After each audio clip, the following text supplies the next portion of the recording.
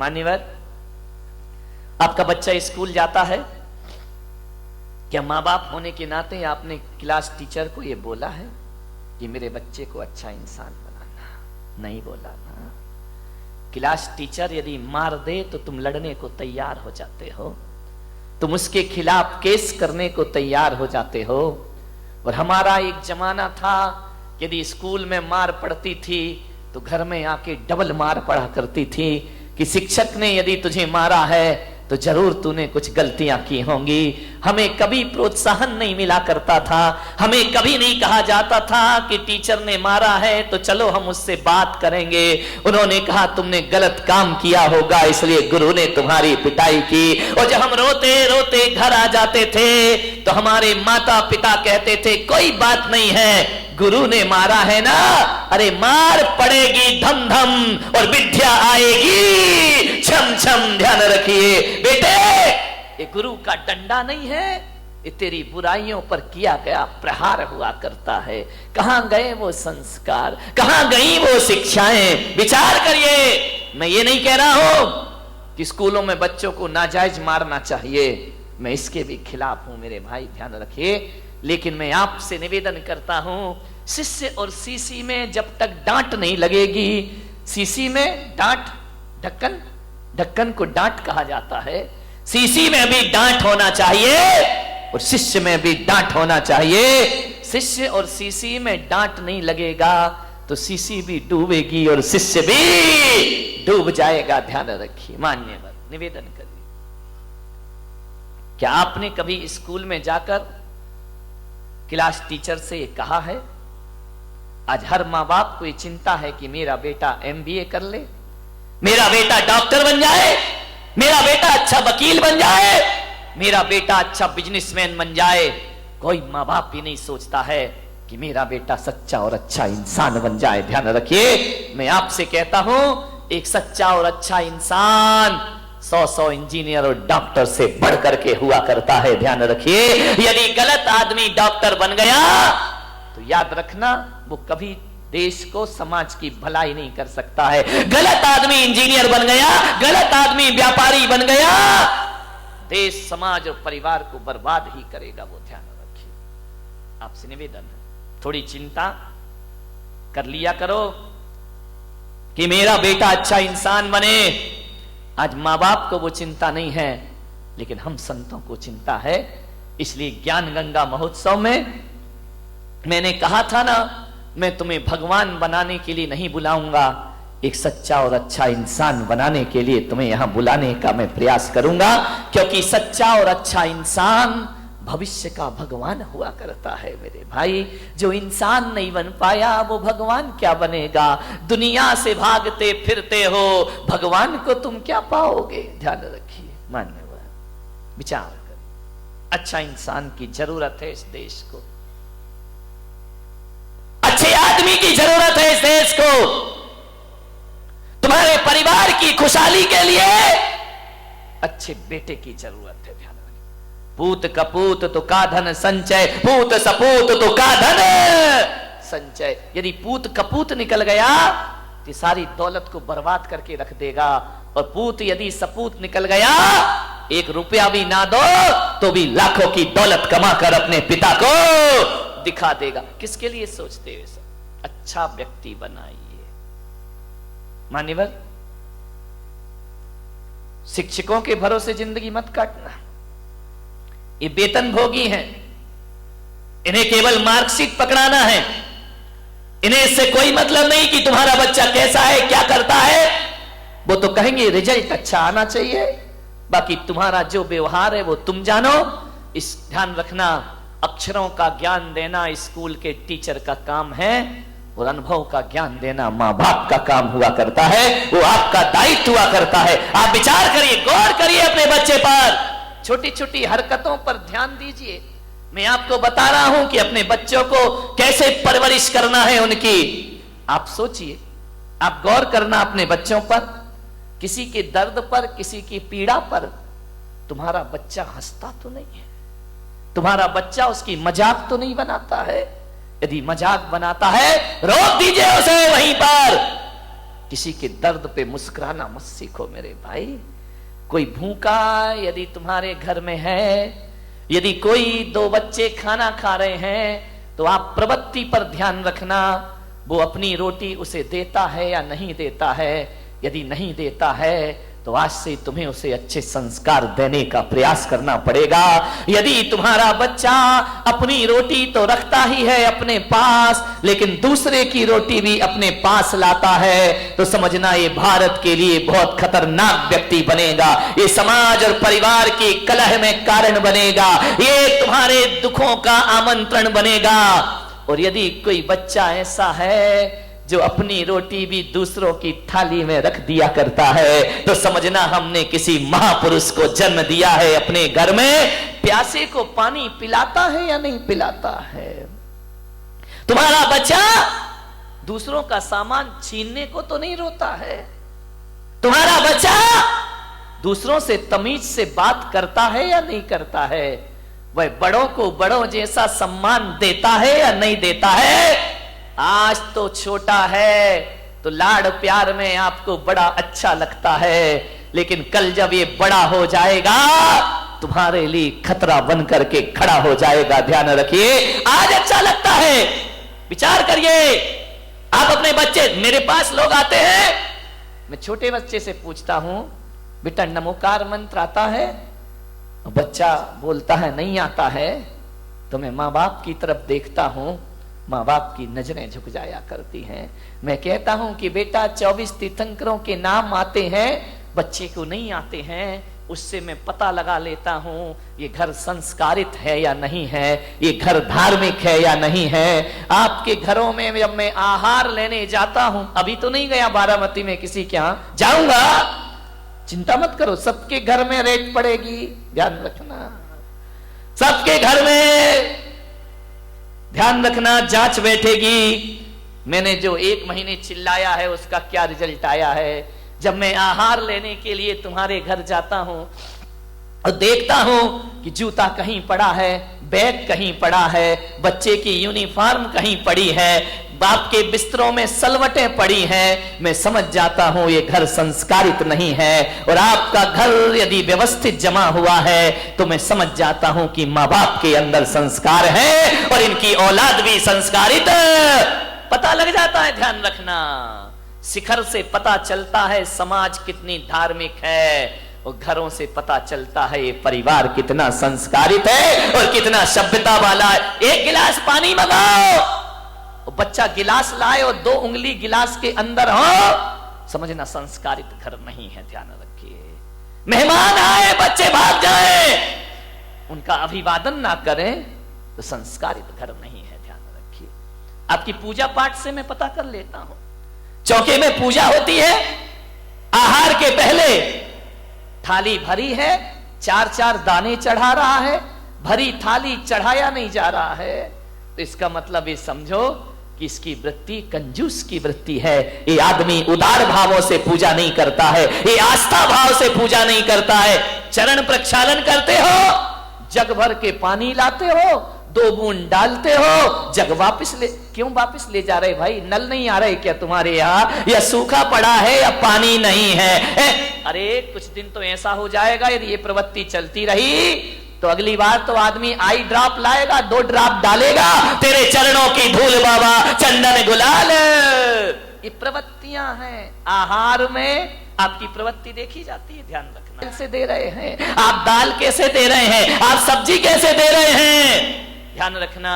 कंजूसों के हाथ से छूटता नहीं है, और जो उदार होता है वो उदार वृत्ति से महाराज और ग्रहण करिए और खाना। महाराज तो उतना ही लेंगे जितना उन्हें लेना है, लेकिन उससे आपकी प्रवृत्तियां पता चल जाएंगी। 4 महिलाएं सुबह से काम कर रही हैं मन चौके में, एक ऐसी आएगी, एक धक्का इधर दिया, एक धक्का उधर दिया, आगे खड़ी, काम आम कुछ करना नहीं है, समझना ये झगड़ालू औरत है। ध्यान रखना, ये नेतागिरी ज्यादा जानती है, ये राजनीति ज्यादा जानती है, काम कोई कर रहा, नाम खुद कमा रही है, ये राजनेता होते हैं। ध्यान रखना, एक कल्याण नहीं करे, ये कोई खुशहाल जीवन नहीं बना सकते हैं अपना। कई ऐसे होते हैं बिल्कुल शांत रहते हैं, काम भी करते हैं लेकिन आवाज नहीं किया करते हैं, चुपचाप शांत खड़े हैं, सुबह से मेहनत करते हैं, लेकिन कोई धक्का नहीं मारते हैं। कोई आहार देता है तो आइए आप दीजिए, हम बाद में दे लेंगे। समझना वो संस्कारित आदमी है, वो सभ्यता वाला घर हुआ करता है। ध्यान रखिए, मान्यवर। सोचना है आपको, विचार करना है आपको। आपकी इन क्रियाओं से आपके संस्कारों का पता चलता है। ध्यान रखिए, आप कैसे घर के हैं, आपकी मान मर्यादाएं कैसी हैं। आऊंगा मैं अभी तुम्हारे घरों में पर्यूषण के बाद, सबको रिजल्ट देने के लिए कि तुम क्या कैसे हो, तुम पंडाल में कैसे दिख रहे हो। घर में पता पड़ेगा कि तुम्हारी जिंदगी क्या हुआ करती है। पंडाल में तो सब सज धज के बैठे हैं, मजे से टिप टाप। यदि इतने लोग सुधर जाएं तो मोदी को इतनी मेहनत काहे को करना पड़े मेरे भाई। देश का कल्याण कब का हो जाएगा। ध्यान रखिए, संस्कारों का। मैं ब्रह्मचारी था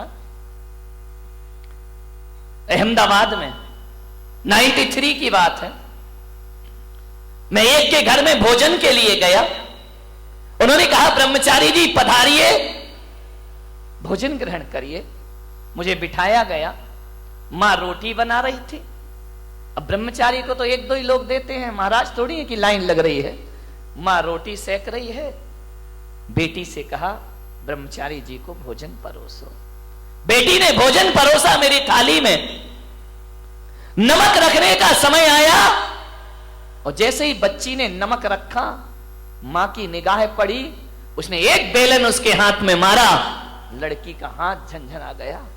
मैंने कहा भाई ये क्या बात है, ये मैं भोजन कर रहा हूं कि यहां तो महाभारत चल रही है। फट से लड़की कुछ ना बोली, ना लड़की रोई, ना लड़की चीखी, कुछ नहीं, चुपचाप रही। उसने व्यवस्था बदल दी। आहार के बाद मैंने पूछा, मेरा तो मौन था। मैंने कहा मैं आपके यहां भोजन को आया, आपकी लड़की इतने प्यार से परोस रही थी, आपने उसे बेलन क्यों मार दिया।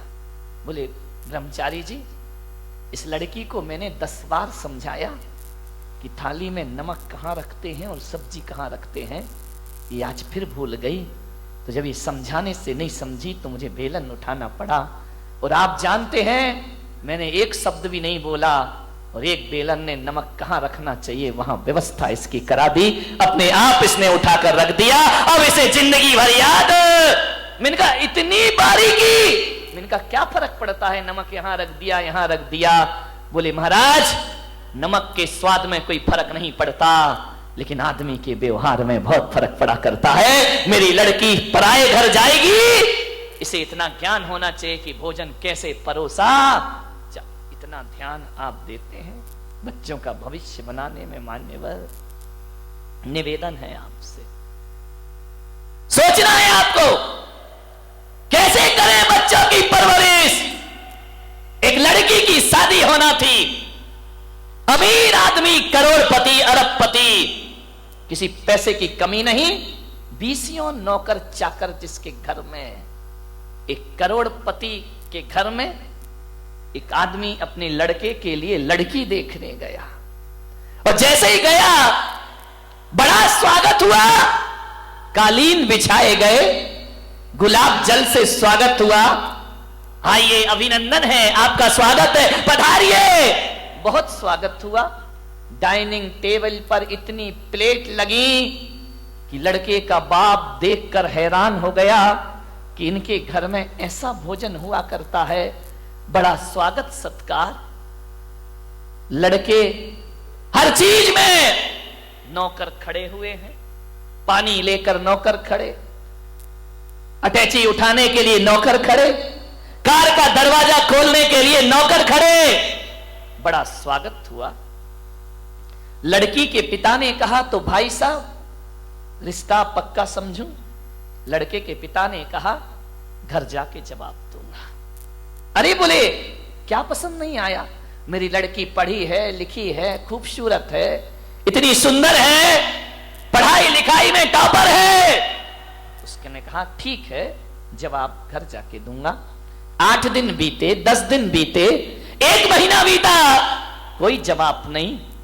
लड़की के पिता का फोन गया, भाई साहब आपने कुछ जवाब नहीं दिया, हाँ या ना में जवाब दो, क्या कमी है मेरे घर में?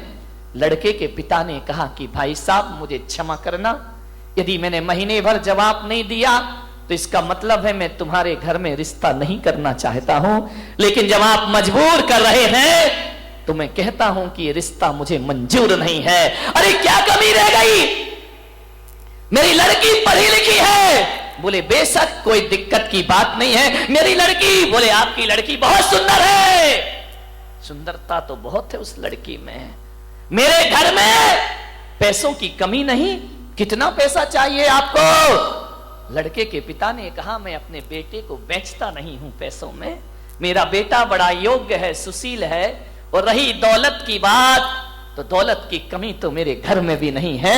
यदि ये करोड़पति के घर रिश्ता लेके पहुंचा था तो मैं कोई खाकपति तो नहीं होऊंगा ना मेरे भाई, मेरे पास भी पैसा है। तो उसने कहा भाई साहब जरा ये बता दो ऐसी कौन सी बात है जिससे आप शादी नहीं कर रहे? बोले बस एक बात मेरे सीने में चुभी है, इसलिए मैं तुम्हारी बेटी से शादी अपने लड़के की नहीं करूंगा। बोले कौन सी बात चुभी है? बोले जहां पानी भी नौकरों के द्वारा परोसा जाता हो, जहां भोजन भी नौकरों के द्वारा परोसा जाता हो, जहां सब व्यवस्थाएं नौकरों के द्वारा होती हो, अरे उस घर की लड़की लाके मैं अपने घर को बर्बाद नहीं करना चाहता हूं। अरे मुझे तो वो लड़की चाहिए जो अपने हाथ से खाना बनाना जानती हो और अपने हाथ से अपने द्वारा लोगों का अभिवादन करना जानती हो। मुझे सुंदरता नहीं चाहिए भाई साहब, हमको संस्कारित लड़की चाहिए, संस्कार वाला घर चाहिए, ऐसा संस्कार वाला घर। अरे ये दौलत तो आज है कल ना रहेगी, और जिस दिन दौलत ना रहेगी नौकरों को छूटने में ज्यादा देर नहीं लगा करती है। लेकिन बेटी के साथ यदि संस्कार है तो दौलत रहे या ना रहे, ध्यान रखना ये रुपए पैसे घर की लक्ष्मी नहीं, मेरी बहू मेरी घर की लक्ष्मी हुआ करती है। उससे बड़ा धन दुनिया में कोई दूसरा। अपनी बेटियों को ये सिखाया है आपने। खाना बनाना नहीं आता तुम्हारी लड़कियों को, ध्यान रखना। जो पत्नी, महिलाओं को कुछ सीखना चाहिए या नहीं सीखना चाहिए, अब मुझे नहीं पता कि अब स्कूलों में होम साइंस पढ़ाई जाती है या नहीं पढ़ाई जाती है, लेकिन महिलाओं को, बालिकाओं को, अपनी बेटियों को कुछ सिखाओ या ना सिखाओ, अच्छा खाना बनाना जरूर सिखाइए, अच्छा भोजन बनाना जरूर सिखाइए। कोई कला आए या ना आए, पाक कला आपकी बच्ची को जरूर आना चाहिए। और लड़कियों को ही नहीं, वक्त पड़े तो लड़कों को भी खाना बनाना ये कोई छोटा काम नहीं है। आप ये मत समझो खाना बनाने से हमारा स्टेटस गिर जाएगा, नहीं मेरे भाई। अरे वही पति पड़ोस में खाने जाता है, वही पति ढाबे का खाना पसंद करता है, वही पति रास्ते में खड़े हुए ठेलों पर खाता है जिसकी पत्नी को अच्छा खाना बनाना नहीं आया करता है। आप अच्छा बनाइए, बाजार से भी अच्छा बनाइए। कौन है जो बच्चा बाहर जाकर खाना खाएगा? लेकिन मम्मियों को टाइम कहां है, वो अपनी किटी पार्टी में लगी हुई है। मम्मियों को वक्त कहां है, वो अपने टैलेंट बनाने में लगी हुई है, वो अपने करियर में सोच रही है। बच्चों के बारे में कुछ सोचा है? किटी पार्टी में यहां घूमना, वहां जाना, ये करना, ये सजना, ये संवरना, यहां वहां, टाइम ही नहीं है मम्मी के पास।